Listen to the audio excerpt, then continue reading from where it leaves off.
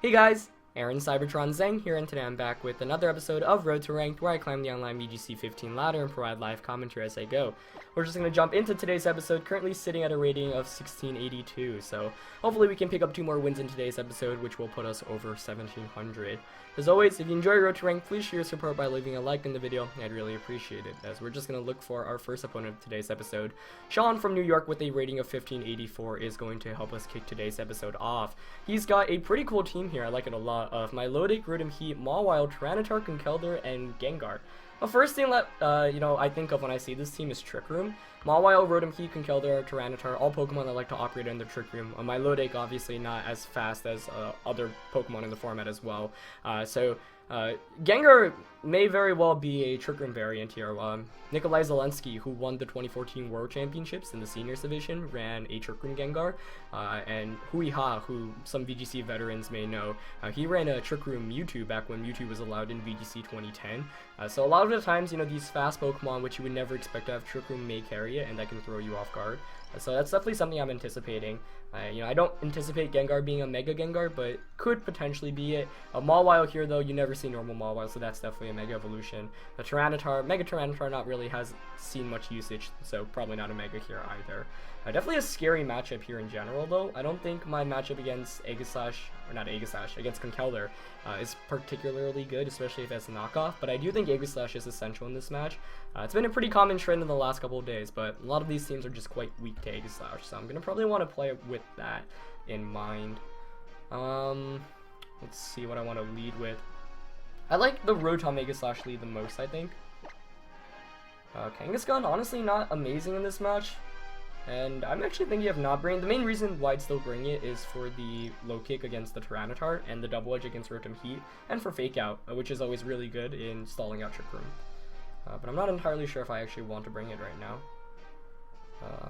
Let's see. Landorus, the Intimidate's helpful, but otherwise not too great. This is definitely a tough one. I don't think Togekiss is the right way to go. So, you know what? I'm going to go with Kangaskhan. And I'm actually going to go with Volcarona. Yes, we almost timed out there. I don't know. Even though Landorus is a decent call, I think the Milotic is just scaring me a lot. And I do think Volcarona can be really good in this game if you can get a Quiver Dance up. But maybe not the right call there, just because I think Intimidate could have helped me out a lot this game. But I guess we'll find out. So I'm going to go with Rotom and Aegislash here as my opponent decides to lead with his Gengar and Milotic, which I'm more than okay with, since this is as good of a counter lead, if that's what you want to call it, as it can get. Milotic really does absolutely nothing in the position it's in right now, so what I can do this first turn is double up on Gengar. However, there's a decent chance here like Gengar protects, or switches out. Milotic is also a Pokemon that sometimes carries Mirror Coat, which I might want to watch out for. But I think this first turn, I'm just going to go for the double target here onto the Gengar. Now, another reason why I actually brought the Volcarona was because I can Quiver Dance up against Milotic, which can Giga Drain. And Volcarona actually, despite what you would think, can win the mirror match because of Giga Drain. But, not the mirror match, but the matchup there.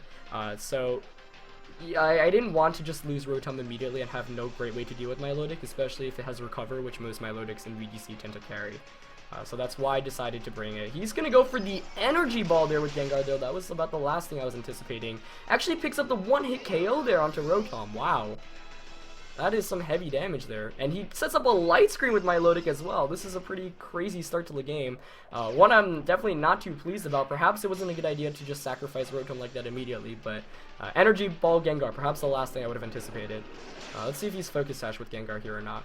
Nope. I'm guessing he's Choice Specs then. So, no Trick Room on it, which is pretty interesting given how slow the rest of his team is, but hey, that's alright with me. So he's probably going to want to bring something right now that checks the Aegislash. Looking at his team, it's probably going to be that Rotom Heat or the Tyranitar. So I'm going to bring in Kangaskhan here. But he actually brings in Conkeldurr, okay. That's alright with me. Really fast-paced game right from the start as we trade knockouts instantly. So here I'm just going to go for the fake out onto Conkeldurr, and should I King Shield? I think it might be worth King Shielding here. Though he can't knock me out with the Scald, and I do really want the damage output. I'm actually just going to go for the Shadow Ball. I think his last Pokemon's going to be Mawile. Actually, the more I think about it though, it wouldn't make sense to bring Mawile against my team. So I'm leaving myself open to a Scald Burn on either of my Pokemon here, but I'm going to go for the double target onto Conkeldurr because, like I mentioned, Conkeldurr is a pretty big threat. I don't know whether he has Rock Slide, but I'm going to assume for this, for all intents and purposes right now that he does. Specs Gengar, though. I mean, I assume that's what it was. That was quite the surprise. So perhaps the Protect Shadow Ball would have been a much better play that first turn, and in retrospect, I really would have liked that play. He actually withdraws Conkeldurr, which is a interesting play into the Mawile. So I'm really happy to see Mawile as this last one because it means that Volcarona in the back really thrives in the position. I do like the play here, though, getting the Intimidate for free. However, Shadow Ball against Mawile does a pretty darn good amount of damage, so I expect this Mawile will be around like 30% after the Fake Out and the Shadow Ball. And it's always really risky to switch in normal Mawile against anything, but still decent because the Milotic here is going to be able to get some damage off regardless of who it targets. So let's see who it scalds. As it is going to scald. Actually, I totally forgot about the Light Screen for a second, so that Light Screen is going to help my opponent out. He does scald Kangaskhan. Fortunately enough, though, no burn there, which is really, really important. I do get a free Shadow Ball off against the Mawile. Another one should knock it out, which is great. But the main issue that I have right now is he has Light Screen up. It's actually not a great position for me. Just because Kangaskhan's going to go down pretty soon, and I don't have a great switch into Volcarona. However, I'm still glad that I didn't bring Landorus. I do think Volcarona is important for me to win the endgame. But that was a really good turn 1 for him. I think if I went for Protect Shadow Ball, this game would be so different. Like, I'd be really far ahead just because he doesn't have a great way to deal with Rotom. I mean, he could knock it out, but it would ensure that I would get at least one attack off with that Rotom. So let's see. He's probably going to... I would think he's going to double up. Or no, you can just play Rough Kangaskhan and Scald, I guess. So for that reason, I want to switch into Volcarona, but he might also be smart. He could also Sucker Punch Aegislash, though I'm not anticipating that. You know what? I'm going to double edge my Milotic here, and... Oh, wow. I nearly timed out there. And King Shield. The reason being, I don't feel confident enough with Kangaskhan to close out the game. I think Volcarona is the key for me to win. Kangaskhan doesn't do fantastically against the Milotic, or the Mawile for that matter, especially without, you know, Power-Up Punch. So he does go for the King Shield. Oh, wow, did I time out? Aegislash here didn't go for a King Shield. Well, he's Rocky Helmet with that Milotic, okay. Well, I definitely meant to King Shield there, which would have put me in a pretty good position, but instead I guess I attacked. Like, he's gonna get a Scald off here, though, I think. Yeah, I meant to King Shield there, but unfortunately it looks like timer actually ran out. No burn. I do get a Shadow Ball off for free, question mark, against the Milotic. That's not gonna knock it out. No special defense drop, which is good, though. Wow, well, that was interesting turn. I mean, it still works out in my favor here, I'd say, but I'm definitely Quiver Dancing with Volcarona now. What do I want to do with Aegislash? Does he have Rock Slide with Mawile? I wouldn't count on it. As you see it hovering above King Shield here. I could Wide Guard, but you know what? I'm just going to King Shield. I don't think he has Rock Slide. But this might be a big mistake. He might also be smart and just double up into Volcarona with like a Play Rough as well. In which I might be in Sucker Punch KO range. So that was actually a bad play on my end, I'd say. But nope, he Sucker Punches. Okay. So I don't feel as bad anymore. So I get a free Quiver Dance up, and that's going to help me out a lot. As Milotic goes for a Scald, presumably onto Volcarona. Yep. I've also been pretty lucky. Haven't got him burned, which is probably the most important thing. He still does a good amount of damage there, though, bringing me down to 89 HP. Another Sucker Punch might actually knock me out, which is kind of concerning. Maybe I should have just Heat Wave there. I don't like that I'm only at 89 HP right now. And it all comes down to whether Conkeldurr has Rock Slide in the back too. Because I think the play I want to make right now is actually Quiver Dancing and Shadow Balling the Mawile.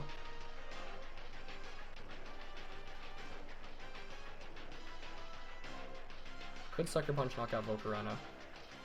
Oh man. I think it can. Yeah, I'm gonna Quiver Dance here. And Shadow Ball Mawile. Oh, but he makes the right call. He goes for the Sucker Punch into Aegislash. Yeah, nicely done on his end. So that's gonna knock out Aegislash. I'm gonna get a Quiver Dance up, but that's not gonna help me at this point. I mean, I guess I could somehow stall out his Sucker Punch PP. But I do think my opponent played the better game this game, so well deserved. Yeah, it's going to bring me down to 27 HP. It's not going to be enough. Light screen wears off, but I needed to have gone the opposite way there, so he's going to be able to win this game.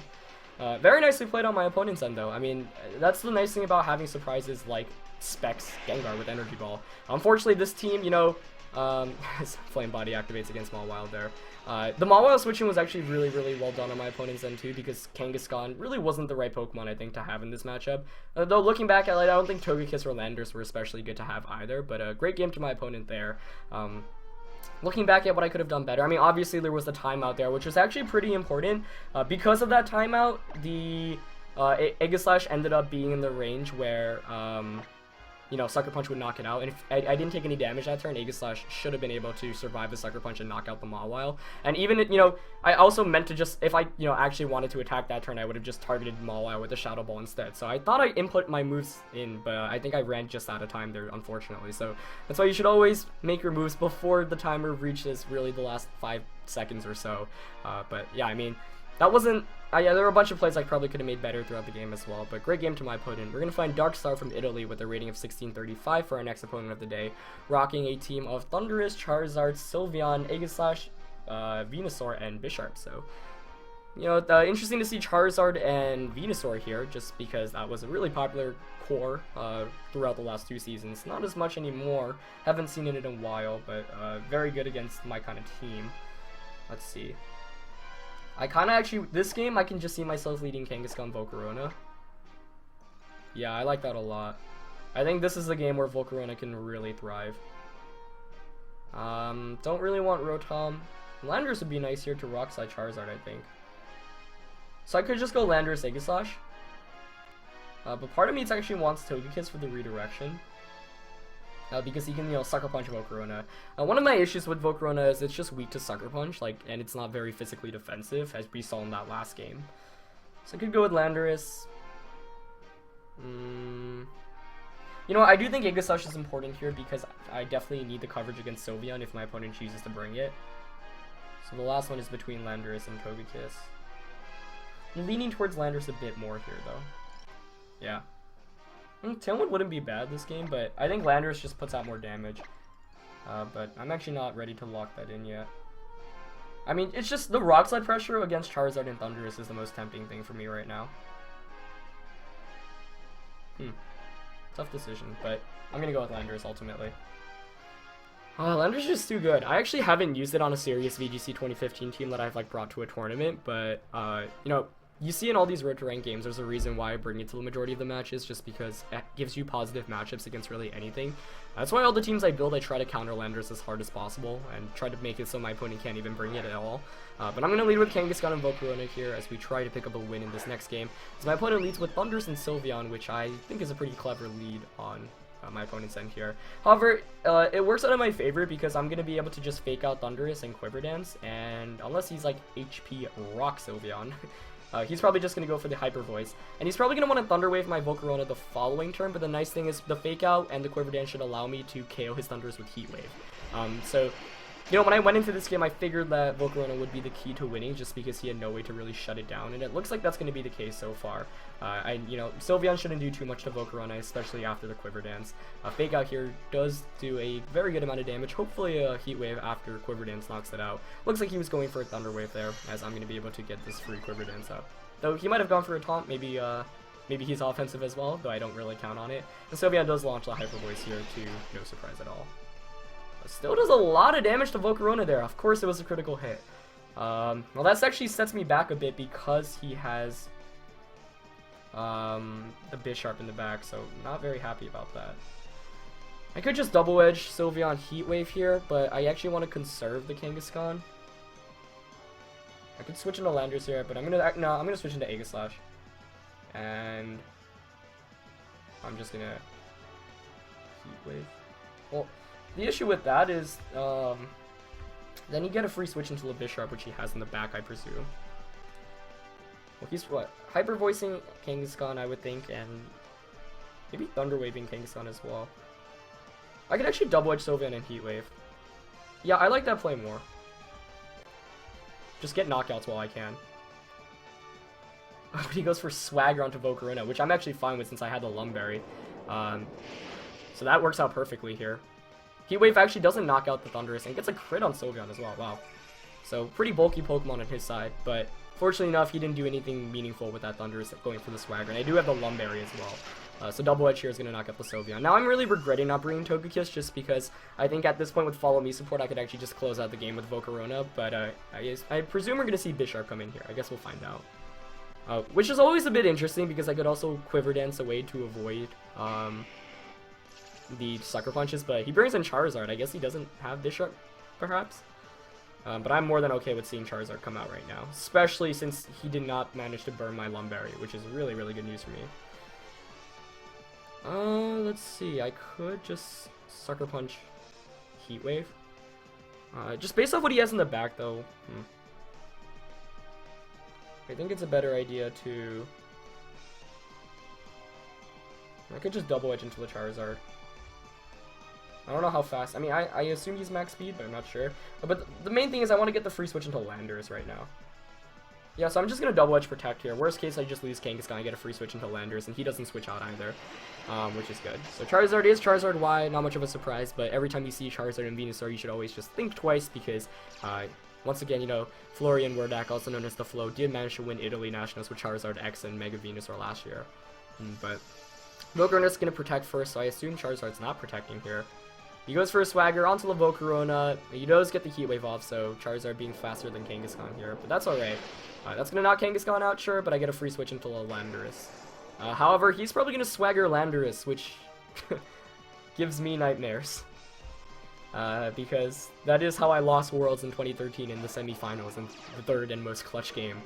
So the game in which I needed to get to the finals, I don't know if you guys have all seen that, but my opponent Ryosuke swaggered my Landorus. And swaggering Landorus is the move that only makes sense here, which really sucks for me.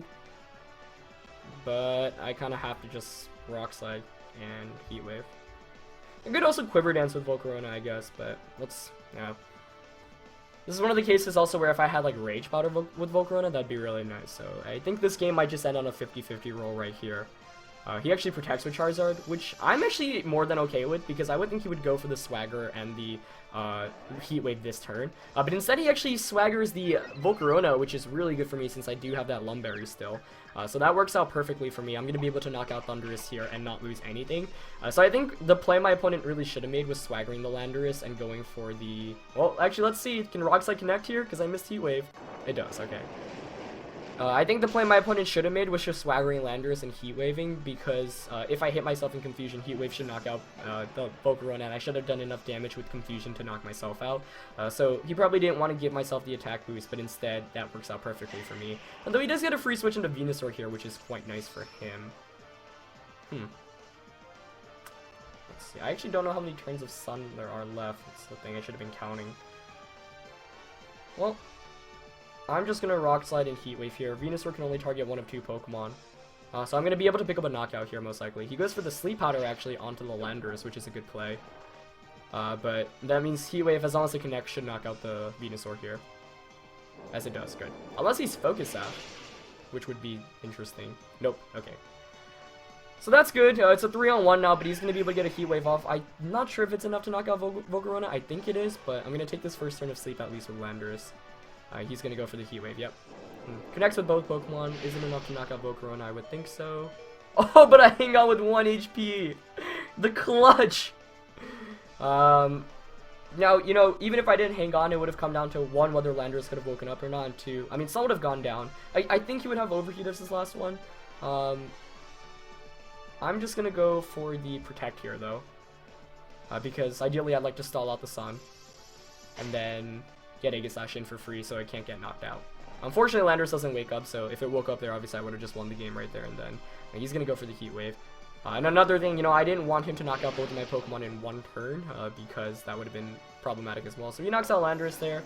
But actually, yeah, I guess Volcarona hanging on with 1 HP is pretty clutch. Just because now I bring in Aegislash and I can just Wide Guard Heat Wave. Or, do I want to Wide Guard Heat Wave? I mean, if he has to predict the Wide Guard and target, but I'm just gonna go for the Wide Guard and the Heat Wave, yeah. Heat Wave might actually be able to knock out a Charizard since it's single target, and you saw how much damage it did the first time around. It misses, but he also goes for a misplay and doesn't predict the wide guard. Okay, nice. So now he has to overheat Aegislash if he wants to knock it out, and 2 Heat Waves will knock it out. So I should have this game won as long as I connect with Heat Wave. The first one does connect. Don't think he'll knock it out. Yeah, he hangs on with just a bit of HP. Ahito goes for a Heat Wave, so as long as he doesn't crit me, it's going to be game. He crit me, but I hang on with 3 HP. Wow, what a game. This one was crazy. So much RNG all around. I mean, the Swagger missing the Volcarona, the crit onto Aegislash, the Volcarona hanging on with 1 HP, Sleep Powder connecting, just because Sleep Powder connecting is always... that's why it's a terrible move. 75 accuracy is not very good, but you know, that was clutch, and then Landor staying asleep for those 2 turns. Wow, that was as type of a match as you could really ask for. So, great game to my opponent. We managed to come out with the win there, but very, very fantastically played. Fortunately, Volcarona really was clutch there. My opponent had no answer to him. Without Bisharp in the back, was able to really seal things up. So, 2 great games there. That first one still really caught me off guard. It's one of the games where I'd really appreciate a best of 3 because, you know, like, Specs Gengar is such like a gimmicky thing in which like you wouldn't walk into the trap 2 times, but that's kind of the nice thing about Battle Spot and Best of 1. But you know, looking at the big tournaments for this season with US Nationals and Worlds, the nice thing is all those tournaments are Best of 3, so it's a bit harder to get away with gimmicks like that. Or not even a gimmick, but it is a very, very well constructed team. 2 really fun games in today's episode. That first one was just kind of all kinds of craziness with that light screen and then the me timing out. But then this game was just all craziness with all these critical hits and whatnot. But yeah, really fun games for you guys today. As I mentioned in yesterday's episode, go check out the 3rd episode of VGC with Shady, or VGC with Pros, the collaboration that I have with Shady Penguin, if you want more VGC content and have not seen that already. But yeah, that's going to be it for this episode, guys. Hope you guys enjoyed it. Leave a like as always if you did, and I shall see you guys tomorrow. Alright, peace.